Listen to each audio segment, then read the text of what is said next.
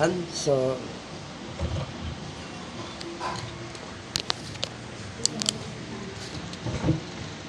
okay, magandang umaga. Good morning. Morning. Good morning. Yan. So, kahapon kagabi po ay doon kami sa, sa Pacheco. Amoriones, gano kami doon, turo kami sa mga sa funeral service doon sa mga tao na yung kanya si Kagawad, ang kanyang sawa ay namatay, Ang edad ay 77 years. 77 lang yung kanyang edad, namatay siya. So yan, mapalad si nanay, 88 na si nanay, Yan, malakas pa rin. So, naityaga lang. Kasi, darating ang araw na alis ka sa mundong ito. Kasi ang natitira na lang sa'yo ay 87, ilang years na lang? 33 years na lang. 32 ba? So, 32 years na lang yung natitira mo rito sa mundo na paghihirap, At ang kailangan mo lang, patuloy ka lang dumalo sa gawain ng Diyos. Kasi ito yung daan papuntang langit. Di ba? Ito yung daan papuntang langit. Dahil sinabi nga ng Panginoon, siya ay nagdalaga ng kanyang mga alagad para pangunahan ang kanyang mga hinilang, patungo sa buhay na walang hanggan. Kasi dalawa po ang nangunguna dito sa mundo. Dalawa po. Lingkod ng Diyos at lingkod ni Satanas. Dalawa lang yan. Kaya kung sa lingkod ka ni Satanas, umaatin, ang patutunguhan mo ay hindi langit. Papatutungan mo ay impyerno. Dahil sinabing Jesus Christ, kung ang tagapag-akay ay bulag, sa kapwa bulag, kapwa silang mahulog sa hukay. Ibig sabihin yung umaakay sa'yo na nagsasabi siyang lingkod ng Diyos, ngunit hindi naman siya lingkod ng Panginoon, kung siya ay pupunta sa apoy ng impyerno, kasama ka. Pero kung sa lingkod ng Diyos, doon ka umakin, doon ka dumadalo, kung ang lingkod ng Diyos na ay pupunta sa langit, kasama ka. Amen po ba? Amen? Kasi, ang mga lingkod ng Diyos, yan umaakay sa'yo para saan ka pupunta. Kasi nga, nagtalaga ang Diyos ng 5 lingkod niya. Apostol, propeta, evangelista, pastor, at guro. Yan lang ang itinalaga ng Diyos para pangunahan yung mga pinili niya. Yung mga tinawag niya pangunahan. Kaya nga, dapat alamin nyo kung sino yung nangunguna sa'yo. Kung sino yung nangunguna sa'yo. So, kagabi, napakaraming mga tao ron. So, itinuro namin yung kung ano nga ba nangyayari doon sa mga taong namatay na. Namatay na, ano nga ba ang nangyayari sa kanila. So, yun ay aming itinuro sa kanila yung patungkol sa mga taong namatay, Ganun din naman may mga kamag-anak tayo namatay. Amen po ba? Amen? So, doon ay makikita natin na yung mga kamag-anak nating pumanaw sa mundong ito, kung ano nga ba yung kanilang buhay, Kung ano nga ba talaga yung magiging buhay nila. At ano nga ba yung bakit sila napunta doon? Anong dahilan? Anong dahilan? Pero sabi ko nga, sa pasimula, ang buhay natin ay wala tayong kamatayan. Sa pasimula yon. Dahil tayo ay nilalang ng Diyos ayon sa kanyang wangis, ayon sa kanyang larawan. Na kung ano yung anyo ng Diyos, kung ano yung buhay ng Diyos, ang Diyos ay may buhay na walang hanggan. Amen po ba? Siya ay nabubuhay ngayon, noon, ngayon, at magpakailanman, at wala sa kanyang kapangyarihan ang kamatayan. Nanatili siyang buhay. No? At ganoon din naman sana dapat tayo. Dapat kung hindi nagkasala si Adan at si Eva sa mundong ito, hindi sana tayo maghahanap buhay. Hindi sana tayo magtatrabaho. Hindi sana dapat tayo magninegosyo. Dahil lahat ng pangangailangan natin ay kusa na lang tumutubo yan. Kakain ka na lang, pipitas ka na lang. Ang magiging trabaho natin, pamahalaan ang lahat ng nilikha ng Diyos dahil tayo ay katulad ng Diyos. Amen. Ayun na lang dapat na magiging trabaho natin. Pero ang problema, nagkasala si Adan at si Eva. Kaya yung buhay natin na buhay na walang hanggan, ito ay nawala. Ito ay nawala. Dapat kung hindi nagkasala si Adan at si Eva, dapat ang buhay natin sa mundong ito ay 1,000 years. So bago tayo magpatuloy, tayo muna ay manalangin. Mayroon maraming salamat sa oras po ito, Diyos. Dalangin namin na patuloy niyo pong pagpalain ang bawat isa sa amin na narito, Lord. Bigyan niyo po kami ng kaunawaan at na mainuwahan po namin ang iyong mga salita, Panginoon. At hindi lamang kami, kundi maging yung mga makikinig, Panginoon, ng iyong mga salita sa Luzon, Visayas, at Mindanao, maging sa ibang bansa, Panginoon, sapagkat kami po ay mapapanood sa YouTube channel, kami po ay napapanood sa Facebook, Lord. Lahat ng aming ginagawa ay ito po ay kanilang napapanood. Kaya dalangin namin na ang mga ito ay maging pagpapala sa buhay nila at sa buhay ng bawat isa sa aming narito, Panginoon. Samahan niyo po kami at bigyan niyo po ng kalaman at karunungan yung lingkod sa pamamagitan ng iyong mapagpalang salita, Panginoon. Kaya purihin ka sa pangalan ni Jesus. Amen. So dito ay dapat ang buhay natin sa mundong ito ay, ang isang araw dapat natin sa mundong ito ay 1,000 years. Kung hindi nagkasala si Adan at si Eva. Dahil sabi noon sa 2 Peter chapter 3 verse 8, kung makikita niyo po roon, na sinasabi ng Biblia, mga minamahal, huwag ninyong kalimutan na sa Panginoon, ang isang araw ay tulad ng 1,000 taon, at ang 1,000 taon ay tulad ng isang araw lamang. So, ang isang araw sa Panginoon ay 1,000 taon.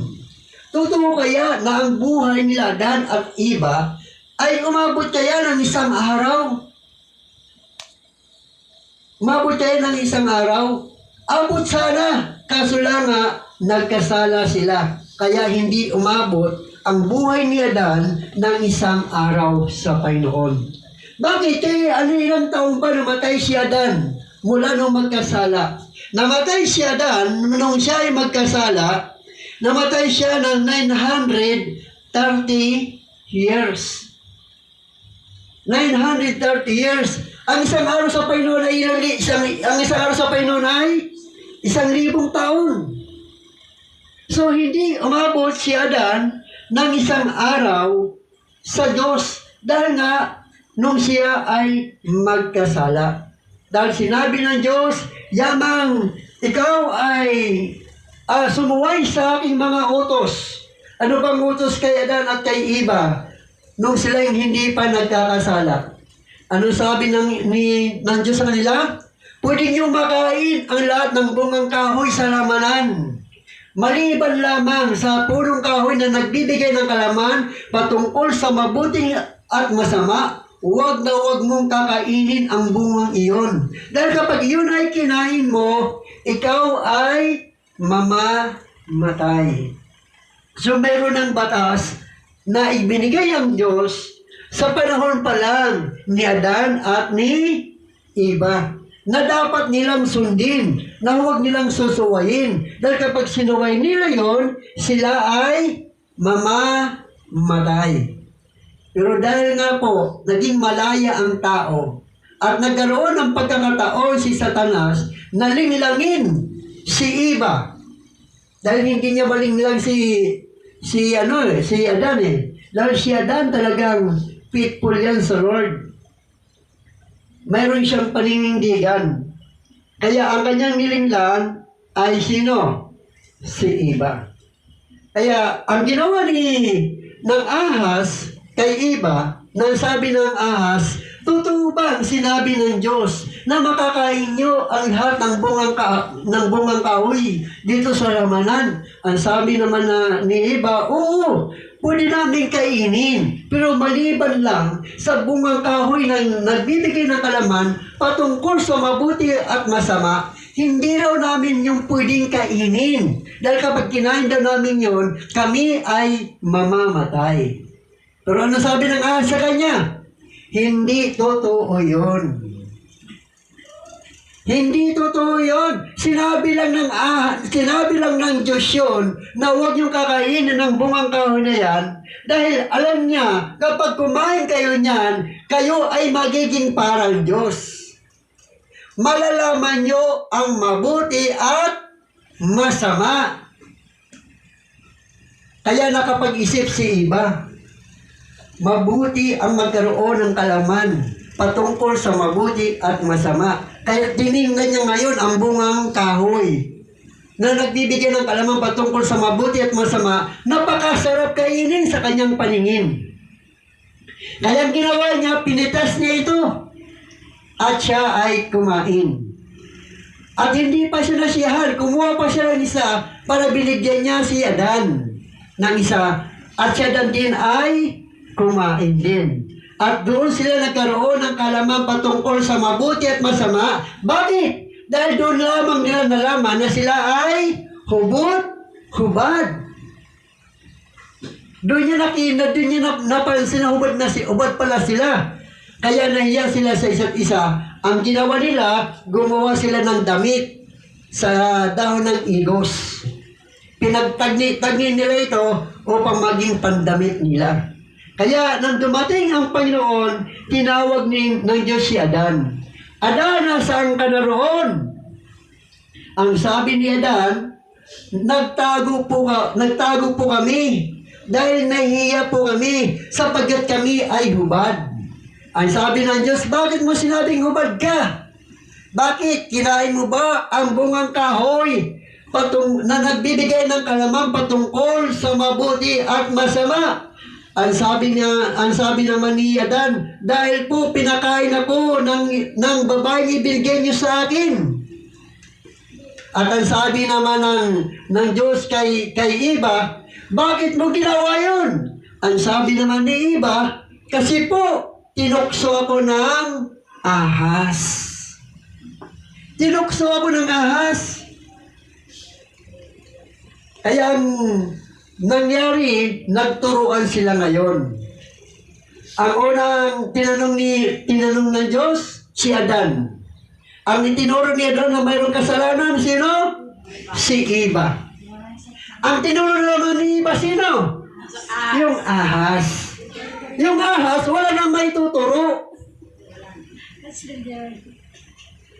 Wala nang may tuturo ang ahas. Kasi nga siya yung pinagmulan ng kasalanan ni Adan at ni Eva. Kaya doon ay nagkaroon niya ng sumpa. Nagkaroon niya ng sumpa ang Diyos. Sinumpa ng Diyos ang lupang tinamnay. Ang sabi ng Diyos, dahil sa iyong ginawa, ang lupang tinamnay aking susumpain magpakailanman. Ang iyong kakainin ay manggagaling sa iyong pawis. At yamang ikaw ay nanggaling sa alabok ay babalik ka rin. So doon, kaya tayo naghanap buhay. Kaya tayo nagninegosyo, kaya tayo nagtatrabaho, dahil sinumpa ng Diyos ang lupang tinamnay na ang iyong kakainin ay manggagaling sa iyong mga pawis. Kaya nga po, hanap buhay. Hahanapin mo ngayon ang iyong buhay, hahanapin mo ngayon ang kayamanan, sapagkat ang kayamanan at pangangailangan mo ay nakatago yan. Na parang isda yan. Anong kailangan mo para mahuli ang isda? Kailangan may lambat ka. O kaya may pain ka. Amen. Kapag may lambat ka, may pain ka, may mahuhuli ka. Ganon din.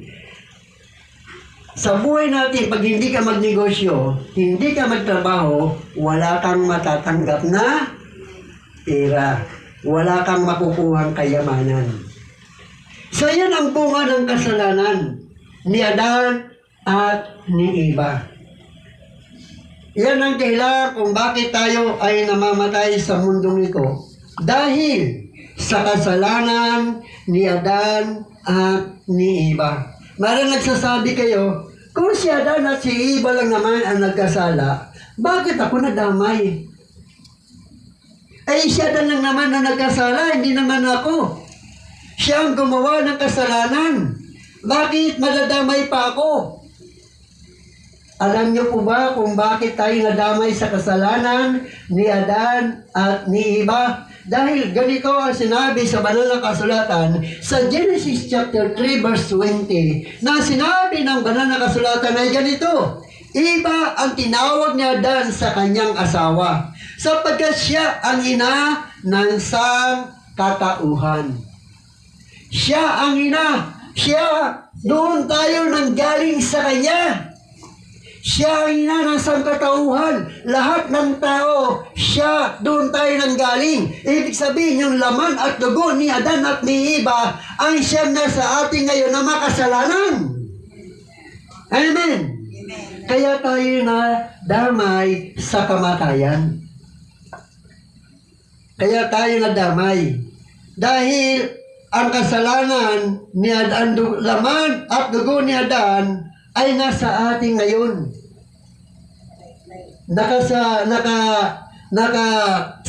Kumbaga nakalatay ito sa atin. Kaya tayo nagkakasakit, kaya tayo nauubo, kaya tayo nangihina, dahil yung lupang katawan natin ay sinumpa ito ng Diyos. Amen? Amen. Sinumpa ito ng Diyos. Manghihina ka. Kaya hindi ka naaabot ang buhay mo sa mundo ng isang araw. Kaya ang buhay ni Adan ay hindi umabot ng isang araw, 930 years lang siya. Ang buhay ni Mahalalel ay 910. Ang buhay naman ni Jared ay 962. Ang pinakamataas na edad na namatay si Matusalim. Siya ay namatay sa 969 years. Siya yung mahabang buhay sa mundong ito. Pero mayroon din mga tao na hindi nakaranas ng kamatayan. Sino yung mga taong hindi nakaranas ng kamatayan? Tatlo po sila. Sino yun? Si Enoch, hindi po nakaranas ng kamatayan yan. Dinala siya ng Diyos doon sa piling niya. At sino pa?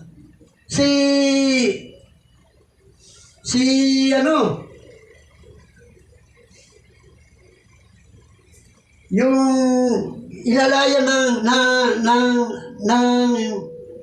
ni Abraham. Si Matusalim mo ba?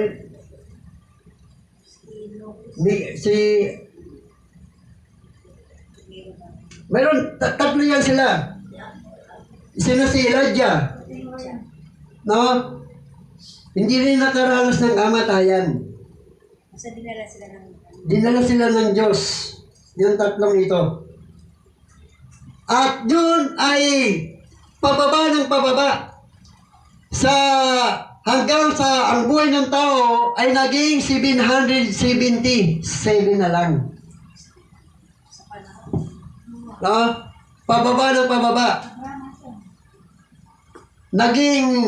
Ang buhay ng tao ay naging 500 years na lang.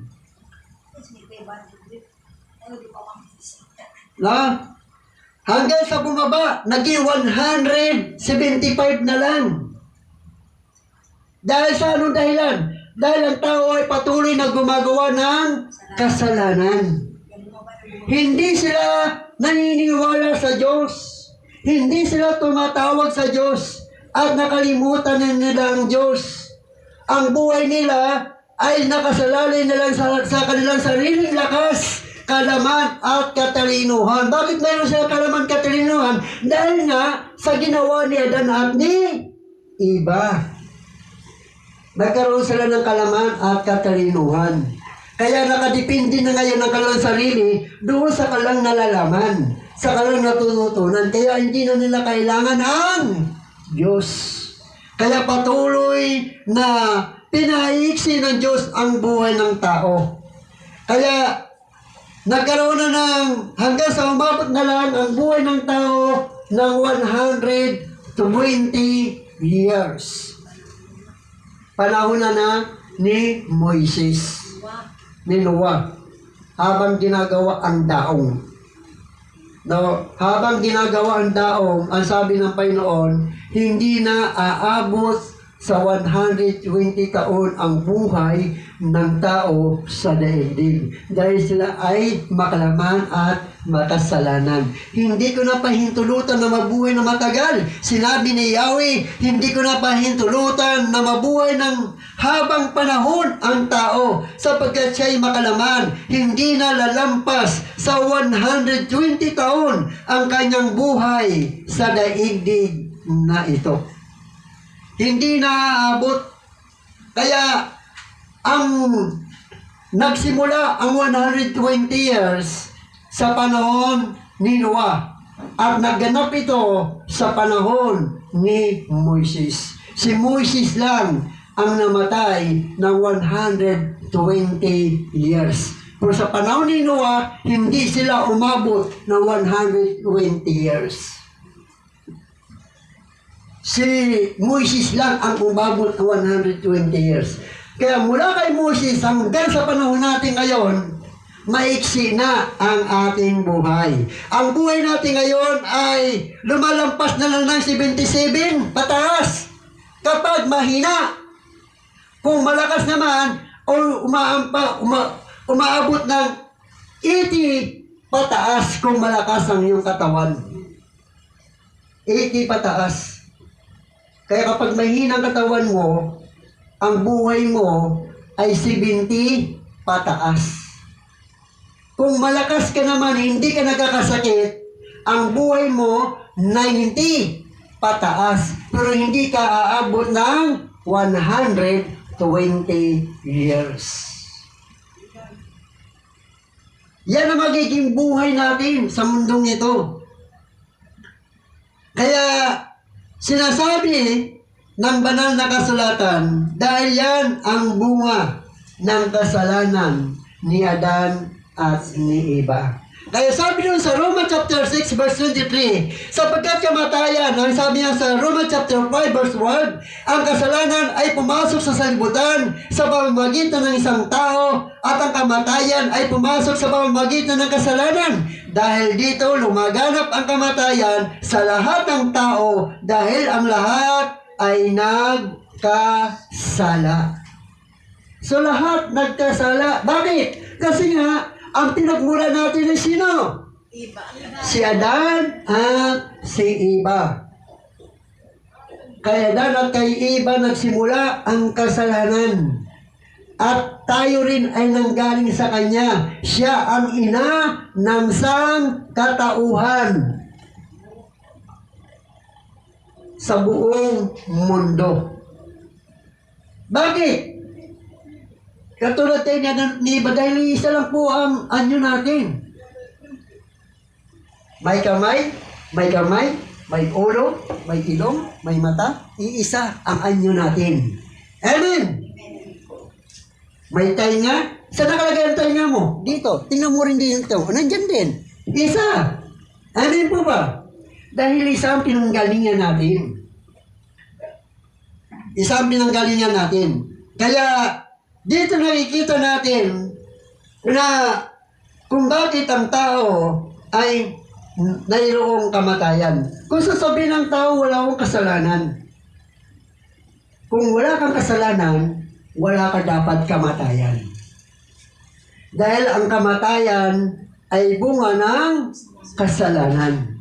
Ang sabi dito sa Romans chapter 6 verse 23, sapagkat kamatayan ang kabayaran ng kasalanan. Ibig sabihin, hindi mo masasabi wala akong kasalanan, kaya hindi ko kailangan maglingkod sa Diyos, hindi ko kailangan magpuri sa Diyos. Bakit? Wala akong kasalanan. Ibig sabihin, hindi ka mamamatay. Sige, tumuwi ka dyan sa stoplight, kahit go. Kung hindi ka mamatay sa gasaan at hindi ka mamatay, tunay na wala kang kasalanan. Pero kapag namatay ka, 100% kailangan mo ang Diyos. Amen! Kailangan mo ang Diyos.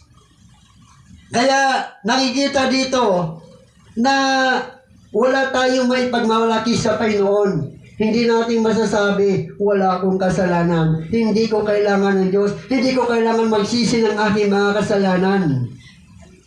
Dahil wala akong kasalanan. Kapatid, masasabi mo lang kung wala kang kasalanan kung hindi ka mamamatay. Hindi ka nagkakasakit. Amen. Hindi ka nasasaktan. Pero kapag nagkakasakit ka, nasasaktan ka, inuubo ka, sinisipon ka, nilalagnat ka, yan ay bunga ng kasalanan. Yan ay bunga ng kasalanan. Kaya ngayon, sana roon ang mga kamag-anak natin. Wala na. Sila na roon. Nasa kabilang buhay na. Kaso lang nga, ano ang kanilang naging buhay dito sa mundo? Bago sila namatay. Naglilingkod ba sila sa Diyos o hindi? Kung hindi sila naglilingkod sa Diyos, wala po sila doon sa buhay na walang hanggan. Kasi ang pangako sa atin ng Diyos ay buhay na walang hanggan. Dahil yun ang nawala sa atin. Gusto lang ibalik sa atin ng Diyos yan. Kaso hindi na dito sa mundo. Bakit? Sapagkat ang mundong ito ay muling gugunawin ng Diyos. Hindi na sa pamamagitan ng baha, kundi sa pamamagitan na ng apoy. Gugunawin ng Diyos ang langit at ang lupa, ang araw, buwan at mga bituin sa kanyang huling pag-uukom. Kaya kailangan nating sumampalataya sa Panginoon dahil gusto ng Diyos na huwag tayo masali sa kanyang paggunaw sa mundong ito.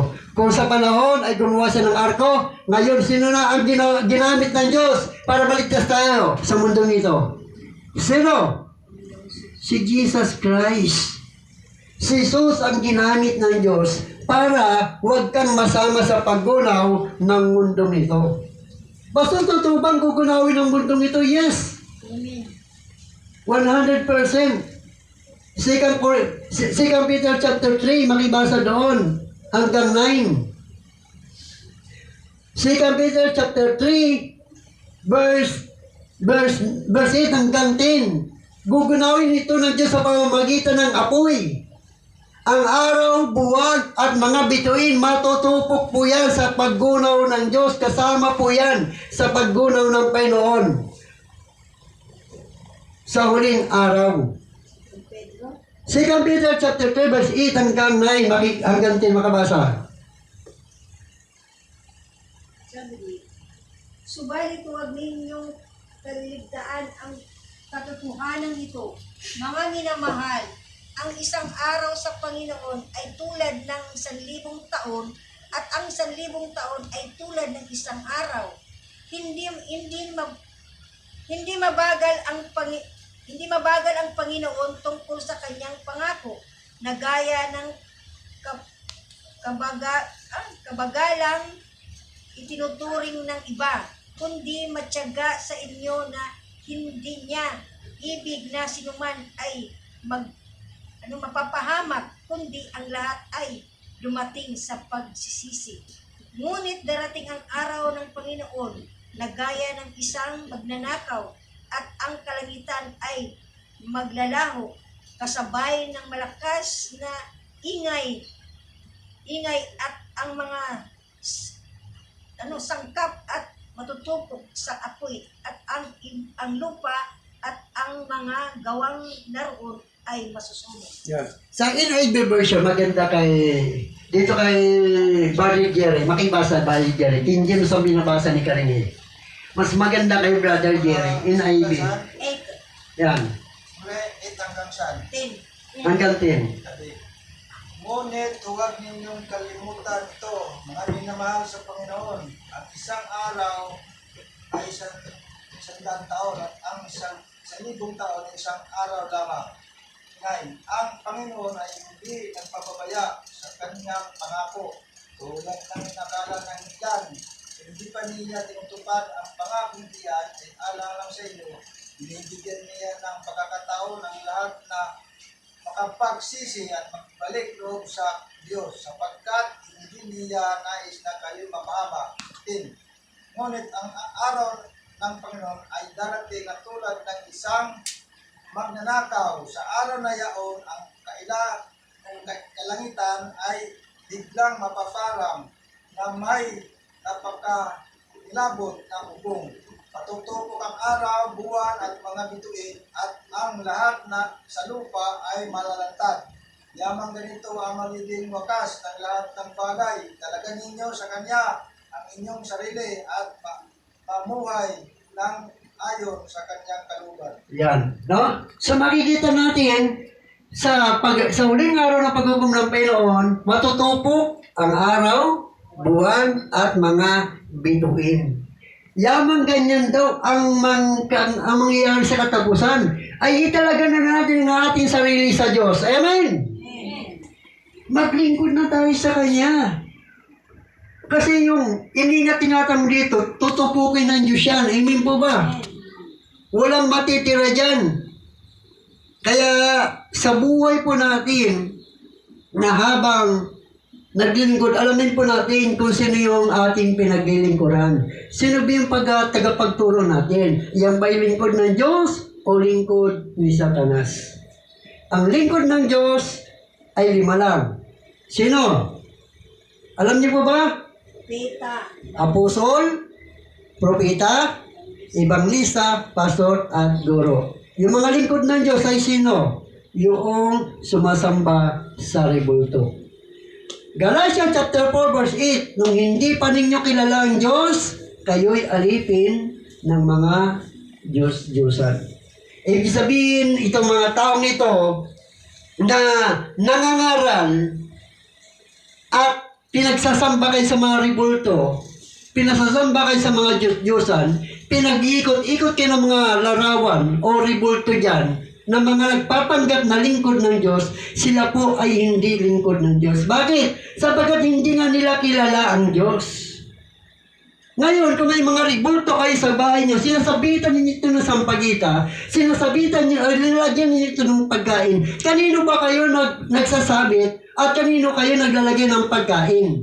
Hindi po sa Diyos, sa demonyo. Ganito sinasabi sa 1 Corinthians chapter 10 verse 19 to 20, makibasa, para makita po natin doon na hindi ang mga taong ito sumasamba sa Diyos.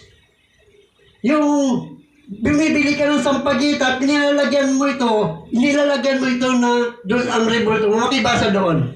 Para makita po natin na ang mga taong ito hindi lingkod ng Diyos. Ito po ay mga lingkod ni Satanas. Sila yung tagapag-akay patungo sa impyerno. At kami na mga pastor, kami ay tagapag-akay sa buhay ng walang hanggan. Amen? Dahil itinuturo namin ang katotohanan. 1 Corinthians chapter 10 verse 19 to 20 sa NIV version, mas maganda po roon. Makikita po natin dito na yung paglagay ng rosaryo sa mga Diyos-Diyosan, paglagay ng mga sampagita sa mga rebulto, yan po ay hindi paglagay sa Diyos, yan po ay pagsamba sa mga demonyo.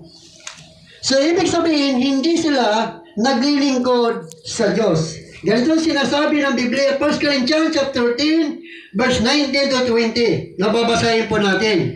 Sabi niya, anong ibig kong sabihin, mga minamahal? Anong ibig kong sabihin? Sinasabi ko ba may kabuluhan ang Diyos-Diyosan o ang pagkain ni handog sa mga Diyos-Diyosan? Hindi. Ang ibig kong sabihin, ang mga pagano naghahandog ng kanilang hay sa mga demonyo, hindi sa Diyos. At ayaw ko maging kaysa kayo ng mga demonyo. Kaya yung mga revoltong sinasabitan mo ng sampagita, yan ang nagtuturo niyan ay hindi lingkod ng Diyos. Yan ay nagpapanggap sila na lingkod ng Diyos. Ang totoo, mga lingkod sila ni Satanas. Bakit? Sabagat hindi nila kilala ang Diyos. Galatia 4:8, nung hindi pa ninyo kilala ang Diyos, kayo ay alipin ng mga Diyos-Diyusan. Kaya kung ang buhay mo sa mundong ito, namatay ka sa pagsamba sa mga rebulto, pagsasabit ng sampagita sa rebulto, pag-iikot ng mga rebulto, sabi ng banal na kasulatan, wala kang bahagi sa karya ng langit at ang iyong pupuntahan ay impyerno. Kaya mga mag-anak nating namatay sa pagsamba sa rebulto, wala po sila sa langit. Sila po ngayon ay nasa impyerno. Ang sabi sa pahayag, chapter 21, verse 8, no? Sabi rito, babasahin lang po natin.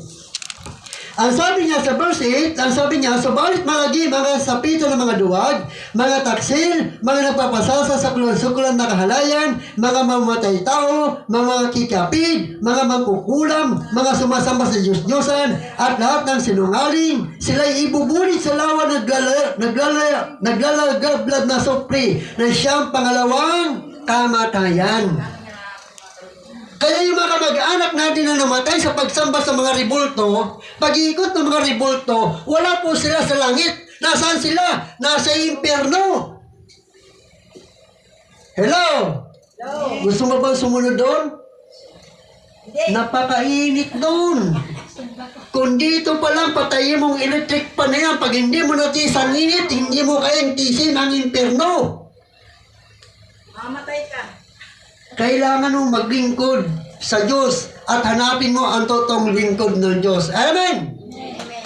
Dahil ang totoong lingkod ng Diyos, itong mag-aakay sa iyo patungo sa buhay na walang hanggan. Ang lingkod ni Satanas, yan ang aakay sa iyo patungo sa kaparusahan. Kaya alam natin kung sinong mga lingkod ni Satanas, yung mga rebulto.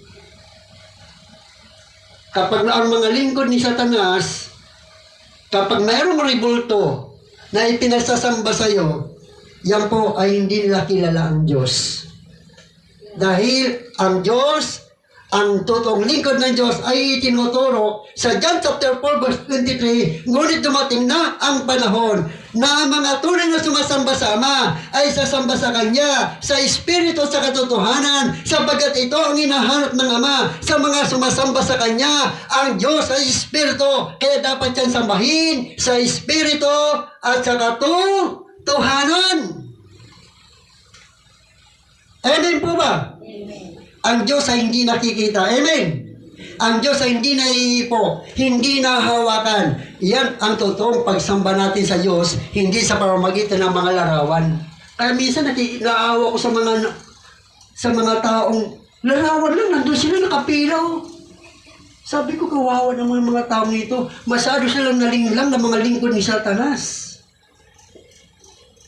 Dahil kung hindi po walang nangunguna dyan, hindi susunod ang tao. Amen po ba? May nangunguna. Minsan mga teacher pa nga pumupunta sa bahay nila, daladalang palarawan ni Maria. Akala nila yun ay totoong paglingkod sa Diyos. At nag-aakay pa sila. Huwag lang silang mamatay dyan. Dahil kapag namatay ka dyan, sabi sa Biblia, minsan lamang mamatay ang tao pagkatapos ay paghuhukom. Hanggat buhay ang tao ay mayroong pag-asa. Amen! Hanggat buhay ang tao. Kahit samba ka samba na, dati naman tayo dyan eh. Ako, mahilig ako dyan. Yung mga Nazareno, doon ako lagi niyan. Doon ako lagi niyan. Pero purihin ng Diyos, nakilala ko ang tunay na Diyos sa pamamagitan ng lingkod ng Diyos. Amen! May ginagamit ang Diyos para makilala mo ang tunay na Diyos. Baka isa na ako sa mga ginagamit ng Diyos para makilala mo ang Diyos kahit nasasaktan ka ngayon. Pinapanood mo ako, pinakikinggan mo ako, at nagagalit ka na sa akin. Pero ang totoo, mahal ka ng Diyos. Yan, makikita po natin, sana ay meron tayong natutunan na yung mga taong namatay, na sila ay namatay sa pagsamba sa mga rebulto, namatay sa pag-iikot ng rebulto, namatay sa paglalagay ng mga sampagita sa rebulto, o namatay sa paglalagay ng mga pagkain sa rebulto. Kapatid, yan po ay wala sa langit. Sila ngayon ay nasa impyerno. Sinabi ng Biblia, ang kamasasapitan nila ay pangalawang kamatayan na nagliliyab na supre. Wala po sila sa langit. Kaya, supurihin ng Diyos, sana po ay meron tayong naunawaan. Alam na natin ngayon na mga nagpapanggap na lingkod ng Diyos, marami nang namatay. Wala po sila sa langit. Sila ay nasa impyerno. At yung mga galamay nila ngayon na natitira, susunod na lang yan. Kung hindi, magbago. Amen? Pag hindi nagbago. So doon ay makikita natin, masakit ang katotohanan, pero ito ang totoo. Ito ang totoo. Kailangan malaman na dalawa ang lingkod, dalawa ang nagpapahayag, dalawa ang narito sa mundo. May lingkod ng Diyos at may lingkod ni Satanas. Na kung saan ay sila'y ginagamit upang akayin ka papunta sa impyerno. Ang lingkod ng Diyos ay ginagamit niya para akayin ka rin patungo sa buhay na walang hanggan. Alam pa ninyo ang daan papuntang langit? Alam niyo po ba? John 14:6, ako ang daan, ang katotohanan, at ang buhay, walang makakapunta sa Ama, kundi sa pamamagitan ko.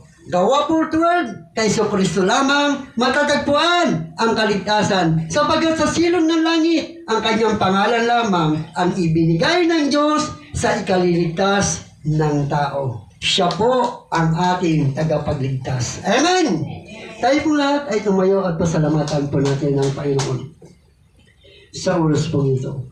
Ang ating Panginoon Kristo ay namatay siya sa laman at muli siyang nabuhay sa Espiritu. Sinabi niya, mapalad ang taong naniniwala sa akin, bagamat hindi niya ako nakita. Kaya ang pananampalataya natin sa ating Panginoon Kristo ay sa mga bagay na hindi natin nakikita. Ang sabi ni Jesus Christ, 2 man o 3 nagkakatipon sa aking pangalan, ako ay nasa kanilang kalagitnaan. Nandito po siya sa ating kapaligiran. Amen. Nandiyan siya sa tabi mo, kapatid. Ikaw na nanonood ng YouTube channel. Ikaw na nanonood ng FB. Nandiyan sa'yo. Sumampalataya ka kay Kristo, bagamat hindi mo siya nakita. Huwag kang sumampalataya kay Kristo dahil sa rebultong nakita mo na kamukha ni Kristo. Hindi po yan si Kristo. Yan ay artista na gumanap nilang Kristo. Yan po ay tao. Kaya huwag kang maniwala dyan. Bagamat si Kristo, Diyos na nagkatawang tao, pero hindi niya iniwan ang kanyang larawan sa mundong ito. Para hindi mo siya sambahin sa mga bagay na nakikita, kundi sambahin mo siya sa Espiritu at sa katotohanan. Salamat, Panginoon, sa oras mo ito, God, sa inyo pong mga salita na aming napakinggan. Nawa, sa aming paglilingkod sa iyo ay magiging matatag ang aming buhay. Alam na namin ngayon ang lingkod ni Satanas at lingkod ng Diyos. Kami ngayon ay nasa lingkod ng Diyos dahil naniniwala kami sa apostol, propeta, evangelista, pastor at guro. Ang mga ito ang siyang tunay mong lingkod mo, Panginoon. Kaya purihin ka, dalangin namin, samahan niyo po kami. Nawa ang iyong mga salita ay maging pagpapala sa bawat isa sa amin. Sa pangalan ng Ama, ng Anak, at yung Banal na Espiritu Santo, sa pangalan ni Jesus, ang lahat na narinig magsabi ng Amen. Amen. Lumako na po tayo sa ating pagbibigay, magbigay ng bukal sa kalooban at hindi napipilitan lamang. Tatawagin ko na po ang ating brother na si Brother Jay.